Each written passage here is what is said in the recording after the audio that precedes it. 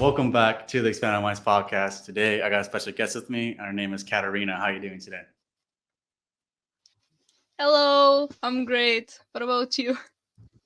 I'm doing good. You want to do a quick little cheers? I got a little drink for myself here too. What are you drinking? I have some tea. So yeah, Some tea. tea basically. Yeah. There you go. Clink Cheers. it. I'm drinking coffee. I don't usually drink coffee, but I like the taste of it for some reason.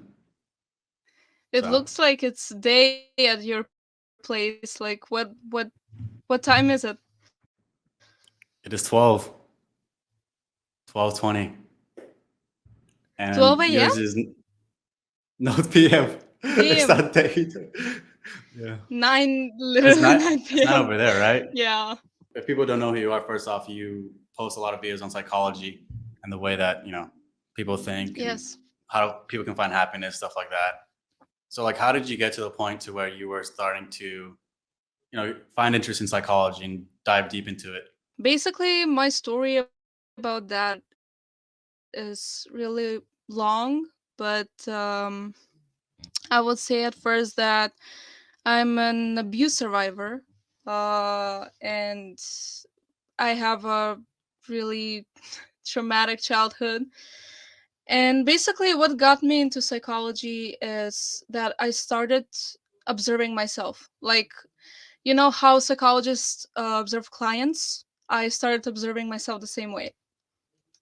And I started mostly, first, I got into spirituality and positive psychology and stuff like that. But after some time, I realized that that didn't help me as much as I thought. And after after that, I got into Freud and Carl Jung, and also that's the time where I heard of Teal Swan and what she was teaching. I don't know if you know her. She is a really famous speaker. Basically, I she's a watched a famous little bit speaker, of her, yeah. and basically everything that she's saying comes from psychology. I started listening to her before I got into college, psychology major, and literally when I started studying psychology, I understood that everything she was saying was basically psychology. So it's not that she is much spiritual. I would say that she's a psychologist, but without a diploma. So Well, like, what about the spiritual stuff wasn't working for you? And, like, in terms of, so what wasn't working for you in terms of spirituality? And then what in psychology did you see that started working for you in terms of, being able to heal and things like that? well, the thing is that positive psychology is a great tool, but for those who are in a state where they have kind of integrated and healed their own trauma at first. If you use positive psychology when your trauma is not healed, then that's a disaster because the trauma that is suppressed is only going to get worse with using affirmations and using positive emotions, because with that we automatically subconsciously suppress the trauma and the painful emotions. What is interesting about us, our psyche, is that we it's a natural mechanism to avoid pain. And what happens with positive psychology is that we reinforce that mechanism over and over and over again until it gets even worse. When got into spirituality, I remember I started like I had a lot of addictions. I got into drugs and weed, and I noticed that if I was using spirituality, then why wasn't I better? And after some time, I realized that I was just escaping from my pain. And spirituality was just a tool that I used in order to escape my pain. And that's how I understood that I'm not the only person who does that. A lot of people are. They're using spirituality as a form of escapism. And that's the time Yeah. when I got into psychology, basically. Yeah. Actually, so your intro on your channel is actually quite interesting because because you mentioned positive psychology, and your intro on your YouTube channel kind of is like kind of the reverse of that. And I'll read it out because I have it right here. So I'm not gonna do it as the tone that you do it in, Yeah. but Welcome to the Wonder Comma, the place where you'll find all you need, uh, where you will find all the needed objects to discover yourself. But be careful; these cabinet of curiosities will uncover things you never Yes. wanted to see unveiled. This will this will open up the abyss of darkness for you. You'll see how this darkness will lead you to the light where you're searching for all this time. And then Wonder Comma is excited to be your guide to that light. So, what are you referencing there, and Yeah, like basically the what's behind that? first of all, we need to do the opposite of what is intuitive to us. Basically, we need to dive into the darkness. Our most natural state of being is to suppress our own trauma. And we were taught by our own parents and by society that through the process of socialization that we need to bypass our emotions in order to fit into the society, because this society is built on the concept I'm going to compromise parts of me in order to fit in. And this is where the disaster starts. And what I basically want to reference with the intro is that we need to allow ourselves to be the bad guys, and we need to challenge our ego at the beginning by diving into the shadows, diving into what's most fearful, what's most terrifying to us, and what's like literally our own definition of darkness. Just like Carl Jung says, you need to become the person you are most afraid of. Basically, at the beginning, that's like the part of your journey. I love that. And I'm mentioning Carl Jung though, like I think one thing he talks about too is how like when people overly identify with their what is it their role based in society, it causes very nihilistic Yes. tendencies and problems for the person. And so kind of the what Carl Jung talks about is a process of like individuation where you go deeper than the calcified Yes. sense of self where you're stuck in a role in society that you have to continually play out. So I mean, can you talk about the process of can you say it? Individuation and how have you gone through that and what is it like for you? The process is much longer than we think, and that's a process that never ends. That's one of the harshest things to accept, actually, because we are so wired to the society. And when the society itself is built on the wrong concepts, you're going to face those concepts again and again and again. So basically, what you're doing all of your life, you are experiencing parts of yourself which you have lost or suppressed. As an example, if in childhood you have experienced grief, you will re experience it again and again and again until you are forced to face the emotion of grief, or that particular part of you, that in that emotion, that part of you that feels it while you were a kid. So it's a really complicated uh, process, but it's basically that's what we're doing our whole lives. So everything that happens around us is a result of our unconscious going to the consciousness. Unconscious parts which were repressed and denied and disowned are going to the conscious, and we're forced through what happens around us to basically um, get those parts back. Because when we are children, our consciousness needs to basically fragment, because when we go through trauma, our conscious mind needs to survive somehow, and in order for it to survive, it basically fragments into multiple parts. And as an example, in IFS therapy, those parts are explained as there are parts who are protectors and parts who are exiles. And the parts who are protectors are protecting us either from something that is happening that might trigger us, or something that might cause us pain, or it can be another part of ourselves. So the relationships between the parts of ours are really complex. And we have the exiles, who are also can be called the inner children, who are basically the wounded parts, the original trauma that happened during childhood, or it can be even in the adult life. It can be re-traumatization. It can be it's so complicated, and you can't simplify it. It's a process that lasts That's basically what Jung says about the process of individuation.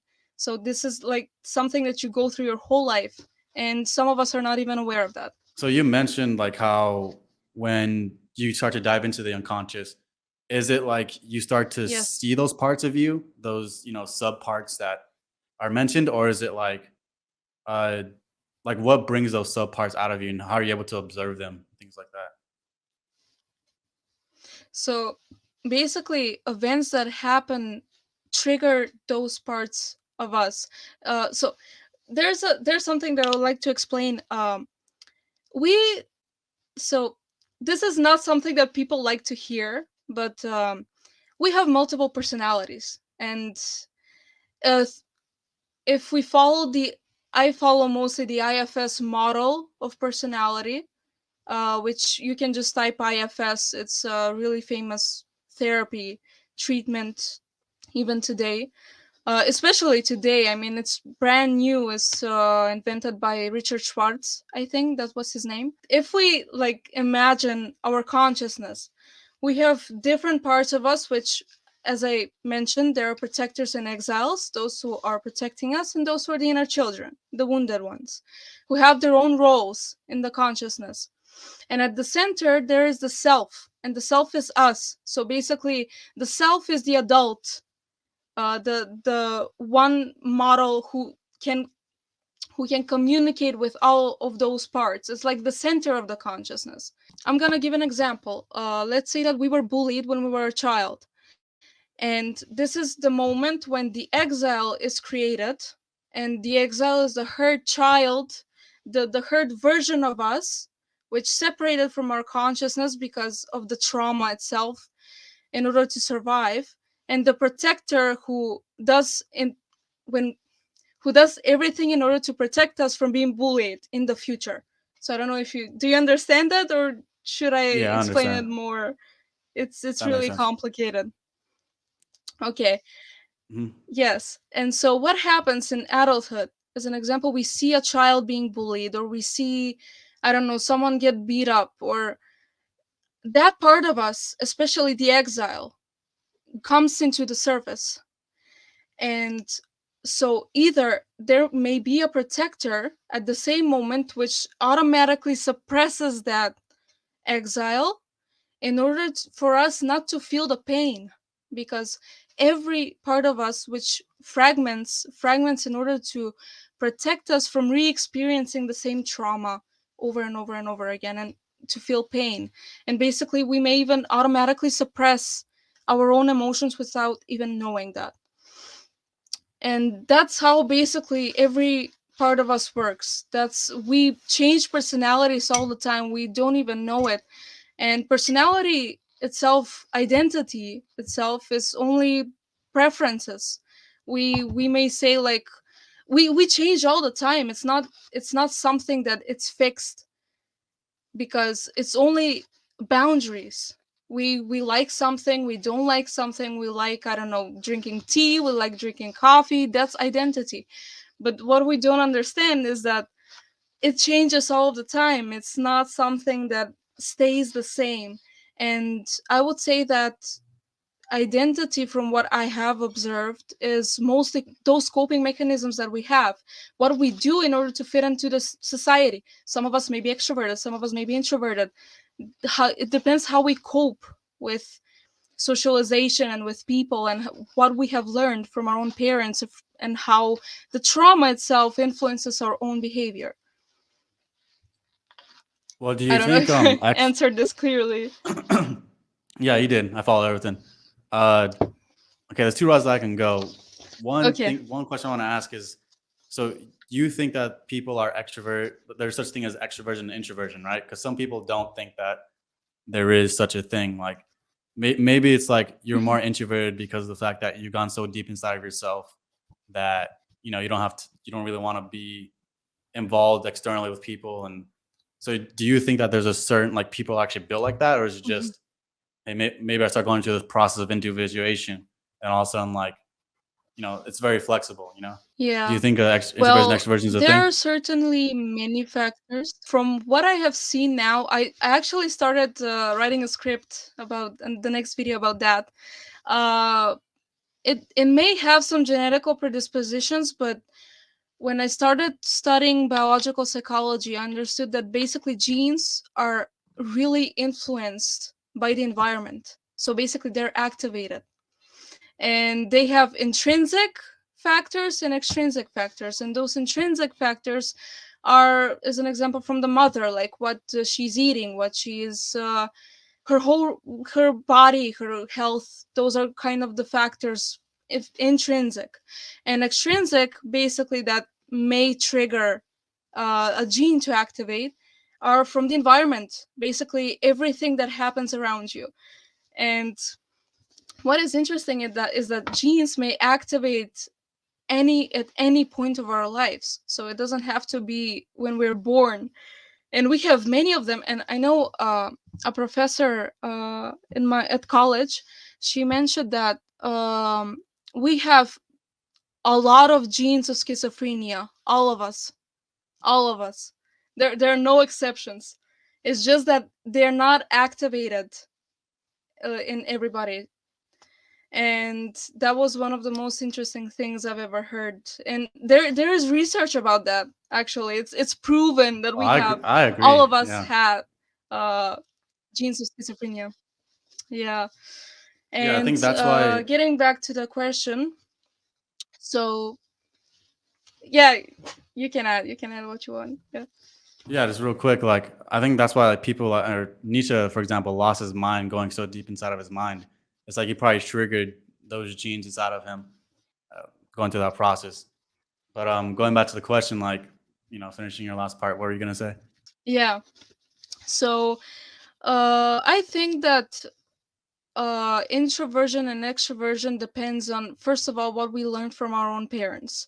As an example, our parents are the first models of what love is for us. Basically, we learn from them how to love.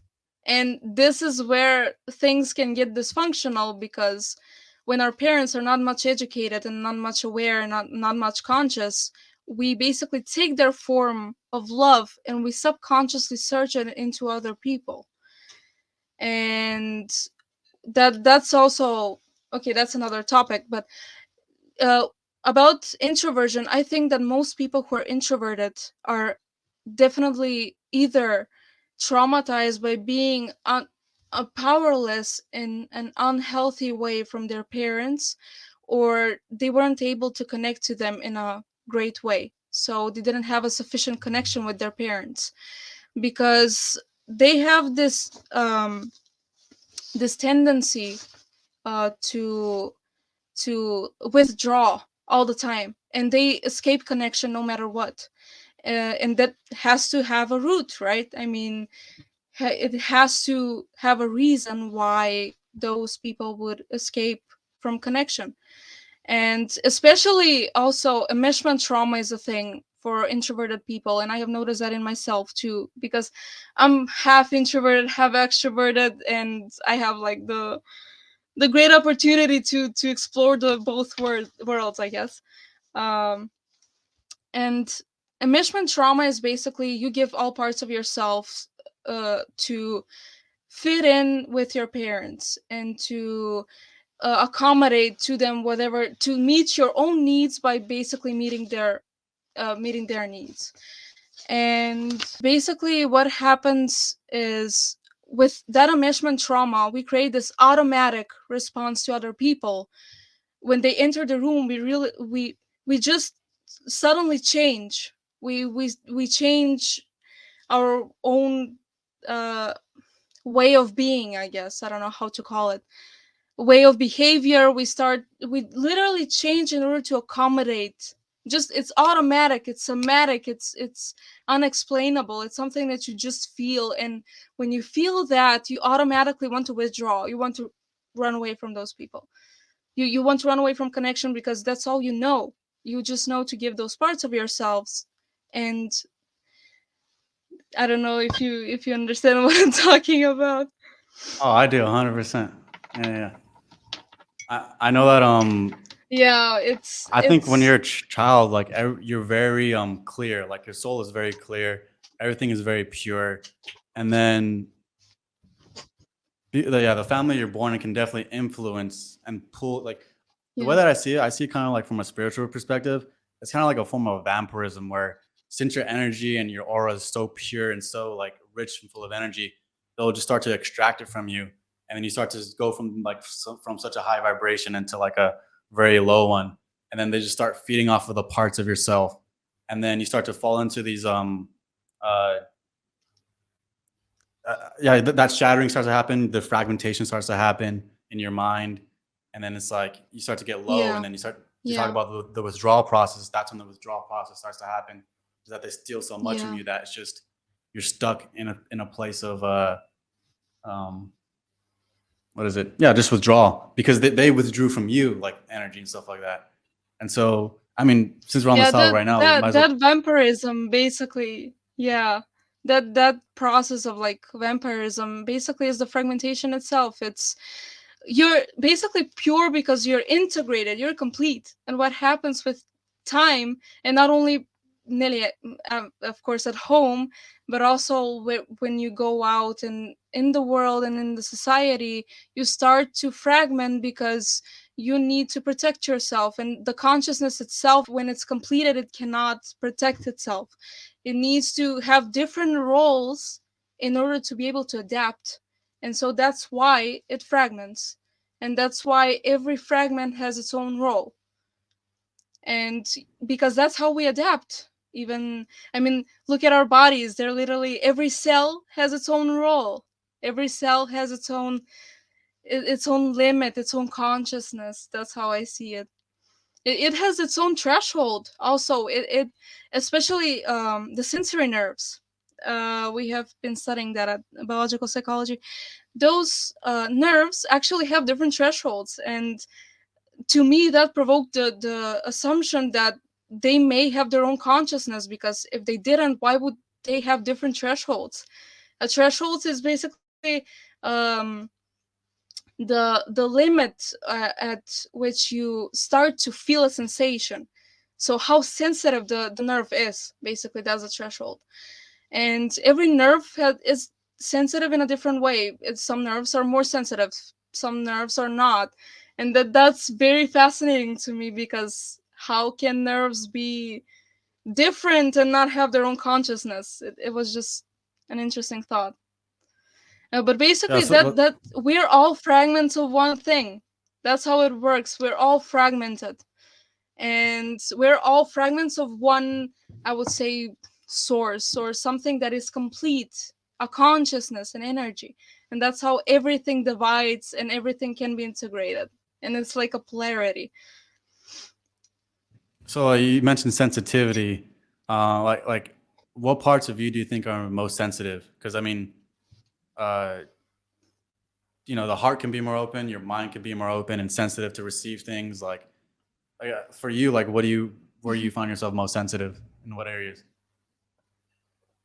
Well, I would say that uh definitely my inner children are are sensitive beyond beyond description, because especially those parts of myself that feel unsafe, because I have grown up in a very unsafe environment, and I still am searching for my own safe environment to live in. And it's kind of a dark story, but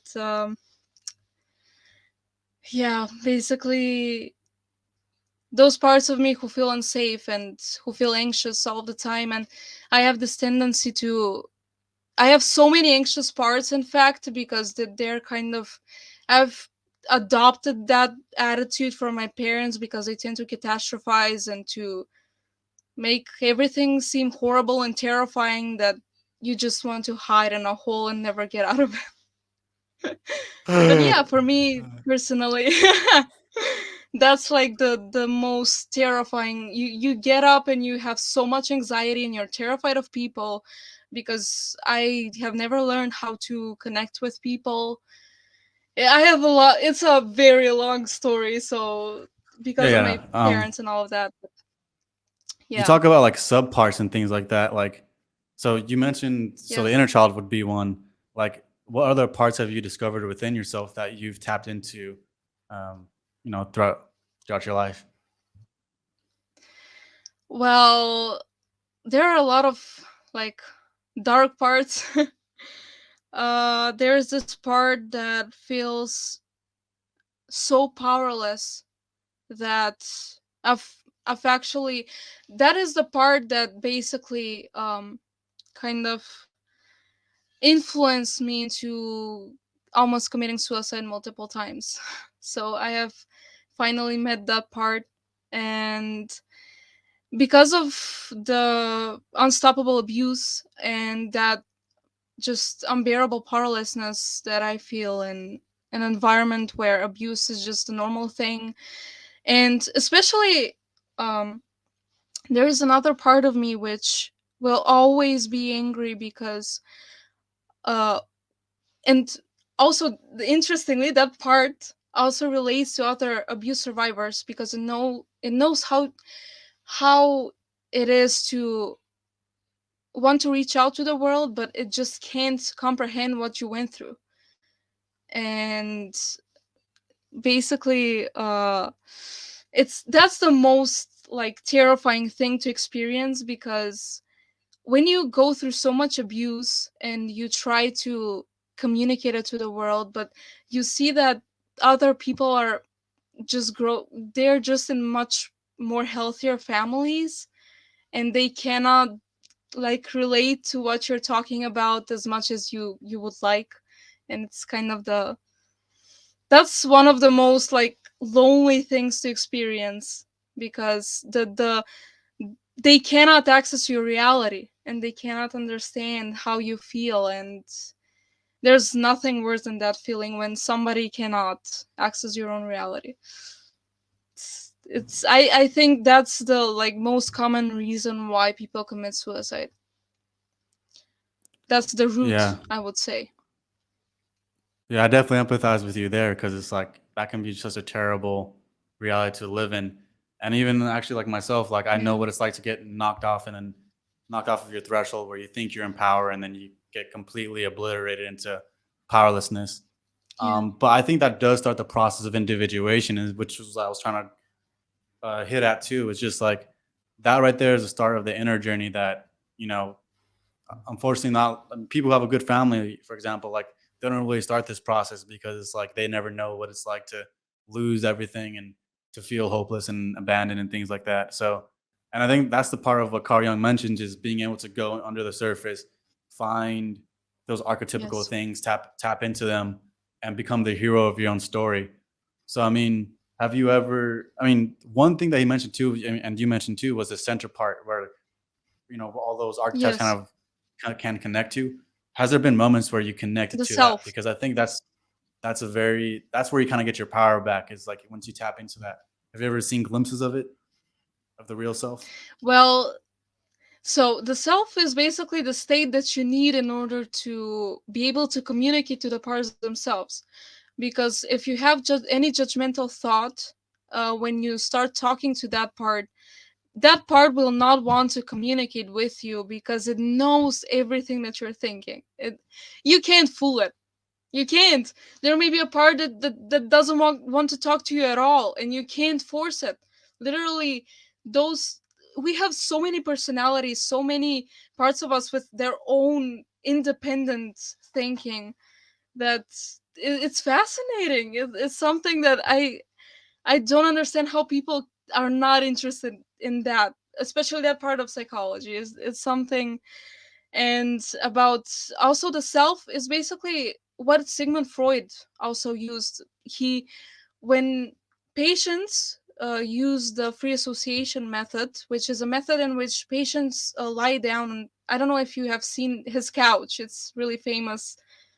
He made that couch like in his house, and he basically told the clients to lay down, and they would think of any association whatsoever, anything. And in order for them to do that, and the free association method to be successful, those people need to get rid of those judgmental thoughts. And basically, he unknowingly uh, helped people to get into the self before they started communicating with any parts through associations and through thoughts, random thoughts. Literally, Mm. it didn't have to. Yeah, it's fascinating. There's so many methods that can help with accessing parts, and this is where I also recommend Patrick Tian. He's a famous trauma focused psychologist, and he's very trauma informed. And he basically does inner child work. That's those are exercises where you communicate with the inner child. So there are multiple inner children, and of course you communicate with the child that is available or that wants to talk to you or you want to talk to. And it's fascinating. I've tried that out myself. Yeah. It's really fascinating how much it can change. So It's like you have a fascinating. dialogue, because like at least for me, like when trying to do like inner child stuff, I'll just look at a picture of myself when I was younger and kind of feel the contrast between like uh when I was younger versus how I am now. So like for you, is it a dialogue? Like what do you do to tap into that? I do the what was it called? Let me just remember. Teal Swan has a great method, which is yeah, it's the completion process. That's what it was called. What you do basically is you start to breathe really fast, and you start to breathe throughout your mouth. And with that breathing, you just try to feel the sensation which is present right now. As an example, it may be anxiety, or it may be depression, it may be powerlessness, it may be anger. um, and you just let your mind or whatever, you let the part contact you. So it can be visually, it can be auditory, it's different for everybody. But for me, mostly it's visually. And you start to you communicate with the part. First, you just ask questions, like you ask what happened. It's also very important to let the part know that you're unconditionally present with it. You may say, I'm completely here with you now. I usually start with that sentence, and because it's really comforting, it's something that lets really like brings that energy of unconditional presence to that part. And you continue to ask questions. When did this emotion start? And it may bring memories, it may bring the root memory of what that caused that part to feel. I also use the IFS process, which I mentioned in my video about happiness that I made. uh, IFS is basically you contact the protectors and exiles. Those are the same parts. It's just that in that model they have their own labels. Like in order to, of course, for that system to function, you know the role of the part. Those parts are named based on their roles. So you have protectors and exiles, and it just lets you know it's not that the it's different from Teal Swan's process, or they're all actually similar and they all derive from Freud and Jung's psychology. They're all similar tools that you can use depending on how you feel and what intuitively feels the best for you at the moment to use. And Now, the IFS, it's like you write to that part. That's you write basically, and that part writes back, and it's just writing. It's the same process, it's just writing. now, do you get like mystical experience? Like, because it looks like doing this process deepens your connection to self. And do you get like mystical experiences from these things, or like does your imagination grow? Like, what happened? Like, what are kind of like the results you've seen from like doing, the IFS stuff? Well, basically, this experience is the reason why um I know this much about psychology. I would say it's not because I studied at home all the time and just read about every single psychologist and every single theory. It's all from experience, and I understood that unfortunately it's what many psychologists are lacking. And that can get very dangerous, because if you don't know how to help those patients solve the root of the problems, and let's not talk about the dangerous uh, pills and antidepressants that are used in order to just cope with the problem, not solve it. And let's not talk about relapse after that. It's something, I would say that it's dangerous that many psychologists lack that experience. And I had like a favorite professor. Uh, she was always saying, like, if you don't start processing and resolving your own trauma, you're never gonna be a good psychologist. And she was so right. She was so right, and it's insane how actually that can change your whole career as a psychologist. It's crazy. Oh, 100%. I think there's, I can't remember the quote on that. Someone mentioned, I think it's Carl Jung, he mentioned it, like the wounded healer. Like you have to be wounded in order to heal yourself Yeah, or heal other people. yeah, Um, yeah. I but think that those people who heal the most are the most wounded, because exactly. you have to experience so much contrast in order to have the desire to continue awakening and to continue expanding the human collective consciousness. Because why else would you do that for a humanity that is as bad as ours? I mean, let's be real. Like, who would like to save humanity when there's still war, there's still abuse and normalization and gaslight and such horrible things. And you need to have a strong resolve in order to want to help a humanity in a state like this. And you need to experience so much. Oh yeah. I think also it's like being able to empathize with people because like if you don't go to that brokenness yourself, Yes. I think empathizing is being able to literally be in that person's shoes, experience everything they're experiencing, and then having the power and the strength to put them, back together, like yourself. And that takes Yeah. another like there's one thing like talking to somebody about like, oh, like I've been, oh, you're going through this, oh, that's cool, but I can't relate.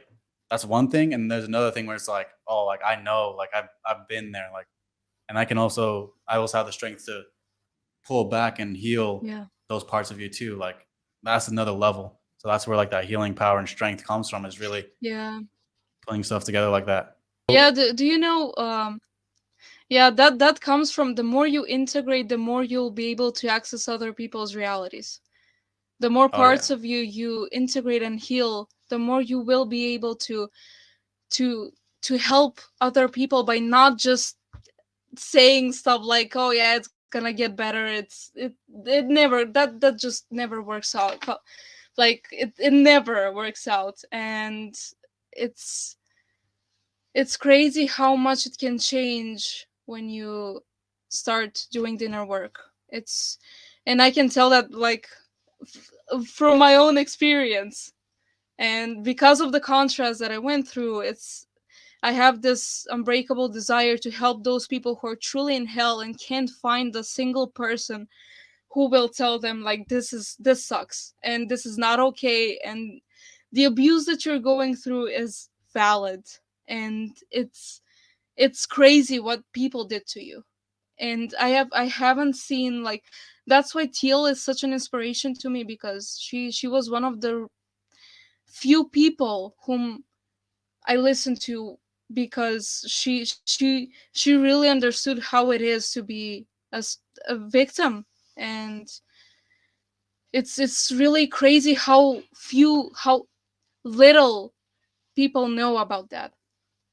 What are some ways that like Teal Swan has like helped you out? Mhm. Because I know that you've done like meditations from her and things like that, or maybe can you even probably go into that? Like how has maybe the mindfulness stuff Yeah, that she I mentions like helped you? meditations. I actually, yeah, I love her mindfulness meditation. I don't know if you have tried that one out.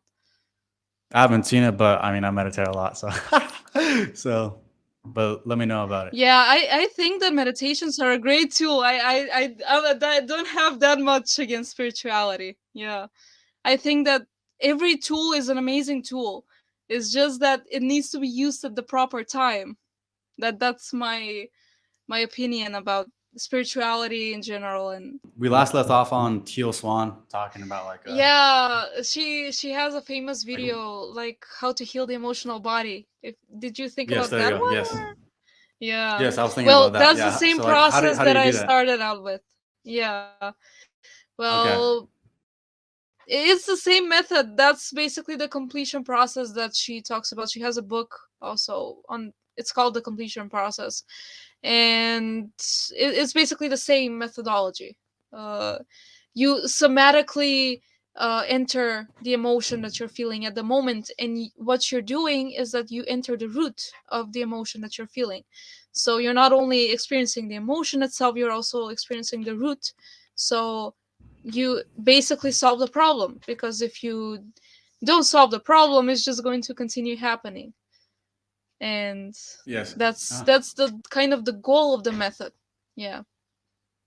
Yeah. Like when you talk about getting to the root of the problem, like and connecting somatically, like the way that I experience it is that my receptivity to, you could say, energy increases because it's like I focus on a certain part in my body because usually that's where these, Hmm. emotional things are located in, is like some places in your body. And so when you focus on that part, you get to the root of it. You feel like the one thing that one thing where traumas can get stuck in is your spinal cord and things like that. So, for example, if you focus on certain points that are like stuck like that, and you focus enough and feel everything, then it pops out, and then you feel like a spaciousness open up. And so when I talked about earlier, like the kid, like you being a kid and you feeling open, and then then maybe if you have toxic Yeah. parents, they'll start to extract energy from you. It's like that's where kind of the stuckness comes from. Is that you know and so when you go back into it, you reverse it, and then it unfolds again, and then you start to feel more space inside of yourself. And then when you can feel energy literally being directed at you as almost like a, how do I describe the feeling? It's like you- pixie dust. I don't know, freaking pixie dust. That's an example. Like when you put powder on somebody, you can feel it come towards you because like you have control over your mind and how it functions and things like that. And so that's kind of like the goal, is to become more light and more freer, throughout this process. I think is that's kind of what I've enjoyed doing. It's very fun when you start to play with the fact that the possibility that you can actually heal yourself, and not just heal yourself, but go even further than that and like become, I don't know, great. I don't. It's just a very cool thing Yeah, when I yeah. think about. That's really interesting. That can be a very powerful tool. I mean, especially for blocked energy and for, but I think that basically trauma is the cause of the trauma is basically the thing that blocks the energy. And basically what you're doing with methods like the completion process or IFS, you're basically um freeing the clog. You're resolving the clog, and so the energy flows even freer. That's how I personally imagine it. But it's different Mhm. for everybody. It may be authentic for you too. Yeah, exactly. You So also have a yeah. book called Smoke Screen, and you talk about like a little bit like in the Oh description, yeah. questions that bring self awareness. I'm kind of curious. Like, can you give maybe ask me one, and then or ask me one, and then have one for yourself? Like, I'm kind of curious what's in it because I try to like look in on Amazon like the table of contents. I try to look and or try to look at the preview and see if I could get one, Uh-huh. but there's none. So like, can you give at least one? Yeah, yeah, they're not in the preview. Yeah. So basically there are questions like, oh my god, I we did this book like 2 years ago, I think. It was, Oh wow. and I remember I was drawing it's basically a coloring book with questions. So you have a question and then you meditate on the question while you're coloring the page. And after you have colored the page, you start to write. So basically you have space under the question. It was a very interesting concept that we thought of with my sister. We made it together. But I never thought that it was spiked so much interest. I mean, it's let me just remember what questions there were. So basically, they're just random questions that might literally change your perception. As an example, what am I so afraid of? You have a random question, what am I so afraid of? And you just start to think, and you start to think, and you think, and then you realize something about something that you're afraid of, and you meditate on that. You start to, it's basically to promote self-awareness. It's to kind of make you start thinking. It's Cool, cool. So you talked a little bit about yeah. drawing. I want to bring up some of your drawings that you actually sent me. And first off, like Yeah. before I put this up, like what is the importance of art in terms of being able to heal your mind or being able to express yourself in ways that you've never been before? Like, is there any healing effects to doing art or analyzing art? Well, I think that art is healing. It's like on an healing on an unconscious level, and we might not be even realizing that, but when we look at art, there's so much happening in our unconscious. That's how I see it. And especially producing art can be one of the most healing experiences ever, because you have the chance to express something that people may be able to understand, because words can be much more limiting than art itself. Art can be anything. That's the beauty of it. It can be anything you think of. It's, you can describe it with words, but you can draw it. That's how I see it.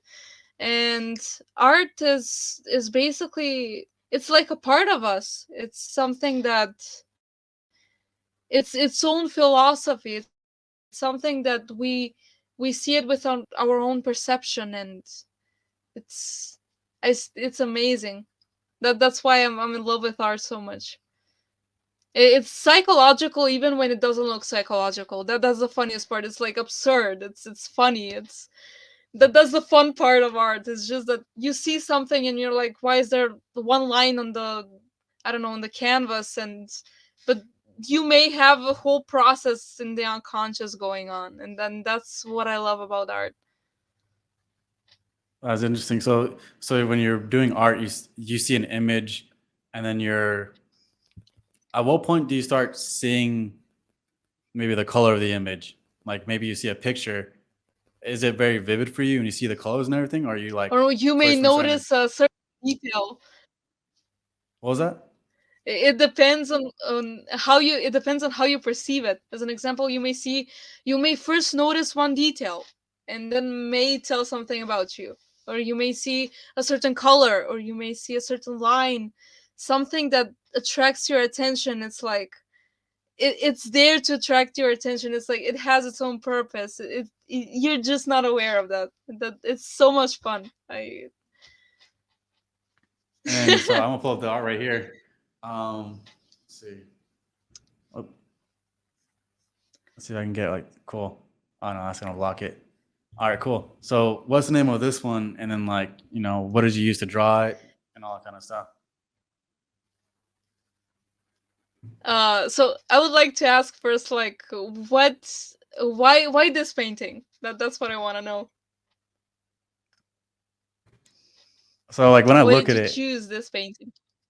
well, I put all three of them on there, but intentionally I actually put this one first because I thought this one was the coolest one. Uh, when I look at it, it kind of gives me a feeling of like a wise old man, but also like someone who's like dark and depressed.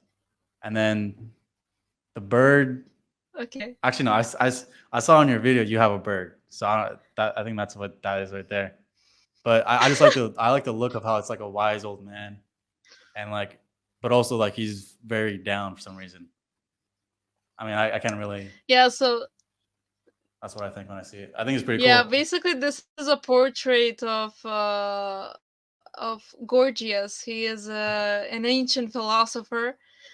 He didn't have his own bust like from marble, or those who are similar like those who are found of Aristotle or Plato, or he has like I know he has one bust from when he was young, but sculpture. But I didn't find any like from when he was old. And I think there's just one or two. It's and that spiked like my imagination to create my own perception of him, like my own portrait of him, how I perceive him. Because what was most interesting about Gorgias is that he is basically the first nihilist. So he exists long before Nietzsche, and he's the one who inspired those nihilistic ideas in Nietzsche's mind. And he basically thought that nothing make that existence itself cannot be communicated in a proper way. So even if you acknowledge something that exists, you may not be able to communicate it properly. He sees everything that, like, in a way, you can argue about everything, but you will just come to the point where you realize that it's meaningless. It's something that you can argue like days and nights, but you will never actually figure out its existence. And that's why it's pointless to think about all of that. That's kind of like summed up version of his philosophy. And what Does inspired make me the sense most in a is that bit. philosophers, yeah, it does definitely. It's like it's a valid perception whatsoever. It has its own truth. Uh, and what was like the emotion that I felt when I read his philosophy is like so much sadness and suffering, because I noticed that a lot of philosophers like struggle with their emotions, and they focus so much on their rational mind that it's like a, a mechanism that protects them from their emotions. It's they learned how to think instead of feel, and that's why like they like to think more than feel. And what I noticed is that when you jump to the conclusion that everything is meaningless, it can be a kind of a coping mechanism sometimes, and not all of the times, but because we tend to give meaning to things unconsciously that harm us in a way. So we are also influenced by childhood again. I mean, we may, I don't know, uh, we may have had an emotionally absent father, as an example, and gave the meaning to that fact that the reason why that our father was emotionally unavailable was because we were worthless. And so throughout our adulthood we continue to give this meaning to people who remind us unconsciously of our own father. And those kinds of meanings just build up and build up and build up because we're not even conscious of them until, it comes to the point where you need to literally face them and to see if that meaning is true or not. And so it comes to the point where you're so sick of meaning, then you just give up. You can't. Everything is meaningless, and you go to that extreme where you need relief. And that's how I see it. Like a lot of nihilists like have this energy they felt so much pain that they went to the extreme where they just gave up on meaning itself because they cannot. It's so painful for them. That's like an emotion that I felt. And I have seen that in Nietzsche as well. I mean, he has this energy of like jumping to that. He's just sick of all of that, and it's really understandable. Absolutely, we all feel that way. It's not something bad or wrong, and that's what basically inspired me to create this portrait. It's I wanted to demonstrate Gorgias unconscious, basically unconscious figure, unconscious portrait, like his own expression while like his unconscious mind takes over him and he just starts to collapse emotionally. and that's Yeah, what so that's just why it's dark right there inspired in the me to center. create this. Yeah. And basically the bird is crow. I love crows. It's I have crows in every single painting that I make. I wanted that to be like my trademark. But I think crows are fascinating animals and I love them. Love them so They're smart much. too. Very smart creatures. Yeah. And they terrify people because they look so, I don't know, in other people's perceptions they look disgusting and they just don't look likable, but their minds are at I would say the same level as us, because I know there's new research that they have the same cognitive abilities like us, like our brain. I know that they are capable of recursion. That's a cognitive ability that only us humans have, and now it's found out that basically they can they can have those cognitive processes as well, and it's possible for them to really think. And it's crazy. It's crazy how intelligent they are. Hmm.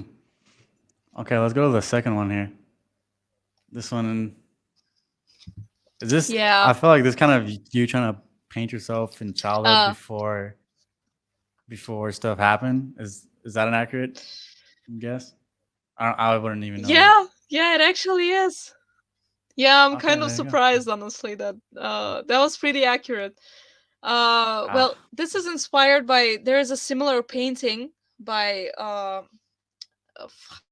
Fragonard, I think that was, he's a French painter, and he had like a similar child painted like this one with the cap. I don't remember the name. I think it was called something like the little pirates, something like that. I don't remember.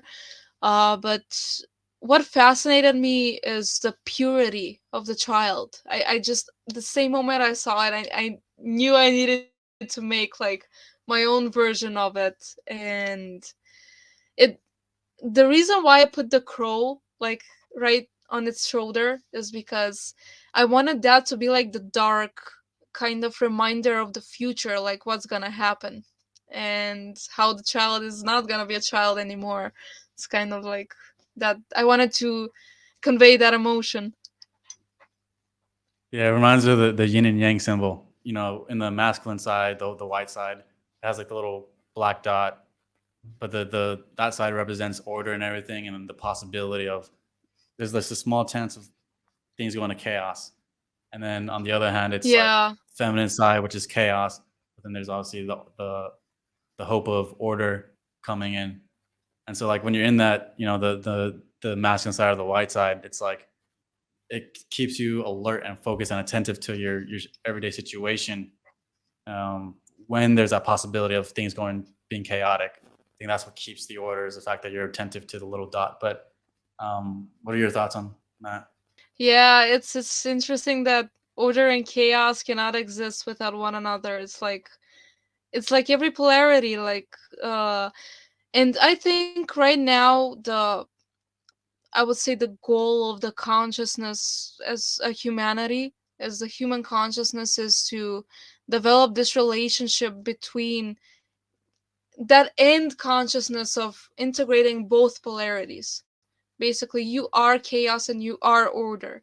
You are black and you're white. You are calm and you're not calm. You're angry. You are bad and you're good. And I think that's why it's that integration is needed, that healing of trauma, and that we need to stop like normalizing abuse and suppressing emotions, because it's the other polarity that we're avoiding, and that's like against what I would say the collective consciousness wants. I would say that's the universe. That's what the universe wants. But that's, I don't know. I feel it like intuitively as well. It's because if that wasn't like the case, I don't know why we would have to face so much like horror and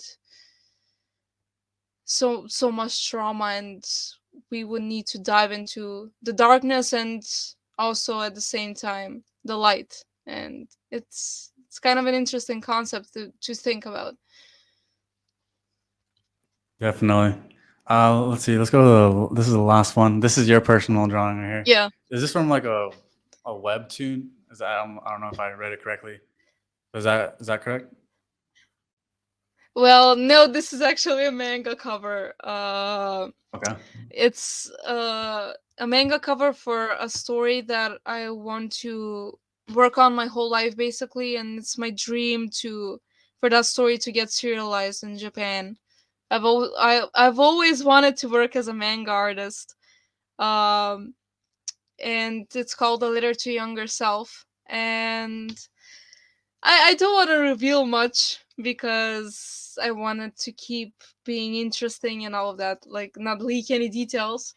But it's gonna be a Yeah. pretty dark story, so obviously, I saw a little bit of yeah. your other one that you did. Oh, I didn't read the entire thing. It was interesting. It had me scrolling. Let me dive. But I see you didn't. Yeah, you didn't finish the entire thing though. Like you said, are you gonna ever finish that Yeah. project right there, or is it you just kind of stop? Well, yeah, we kind of like we worked on that with my brother and sister. And our plan was to make it a webtoon, but because of really we are in a really bad situation, and we always wanted to do manga, like to work with professionals and to work as manga artists. We kind of changed course and we decided to make the story into a manga. And basically that's our plan for now. And we're we're working now with a professional for a contest in Japan, and we'll see what will happen. That sounds I fun. constantly draw. Yeah, it sounds really fun. I mean, it's pretty hard because it requires a lot of effort and it's a lot of work. But it's manga. I mean, you can draw and express yourself. It's for me, it's really healing. So Definitely. It's like, or I think one thing I was watching Jordan Peterson, one thing that he mentioned is like being able to like deal with life and face life. You have one foot in the known and then one foot in the unknown. And I feel like that's like the process of creation. yeah, Like you talk about writing a story, it's like you have one foot, like you have a blank page and you're trying to write in that blank page, which represents the yeah, unknown. And you're trying to develop a story, pushing the boundaries of what you can creatively think of and how you can put twists and turns and things like that into it. So yeah, yeah. It's beautiful how unpredictable it can be. Actually, how uncertain it can be. It's and you have so many opportunities to express things that you can't express through words, and it can be like a somatic healing. That's how I see it. definitely. So last question, where can people find you? So people can find me on my new YouTube channel called Wundakama. You can find me on Instagram, Katerina Lunas, and also on TikTok, Katerina Lunas. It's like the same username. All right, cool. Well, thank you for coming Yeah. on, and Thank you for good having night. me.